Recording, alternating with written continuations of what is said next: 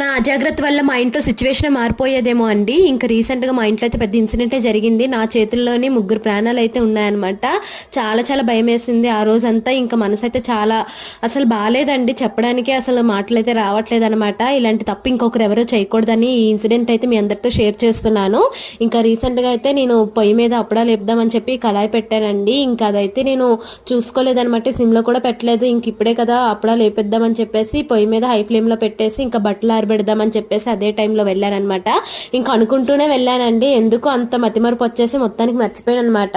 ఆ వారు సడన్ గా ఎందుకో కిచెన్ వైపు వెళ్ళారండి. చూసేసరికి మొత్తం స్మోక్ అల్లేసింది అనమాట. లైట్ కూడా కనిపించట్లేదు, మంటలు అయితే ఫుల్ గా వచ్చేసాయంట. నాకు అప్పటికీ తెలియలేదండి. ఇంకా మా పాప కూడా అక్కడే తిరుగుతుంది, ఇంకా చక్కగా ఆడుకుంటుంది అనమాట. సరే అని చెప్పేసి నేను కూడా బాల్కనీ వైపు బట్టలు ఆరగెట్టుకొని కింద ఏదో పడిపోయింది అన్నట్టు చూసుకుంటున్నాను. ఇంకా ఆ టైంలో మా వారు లేకపోయినా ఇంకేం చేసేది లేదండి. ఇంకా తను ఏదో దేవుడి దయ వల్ల ఉండడం కొంచెం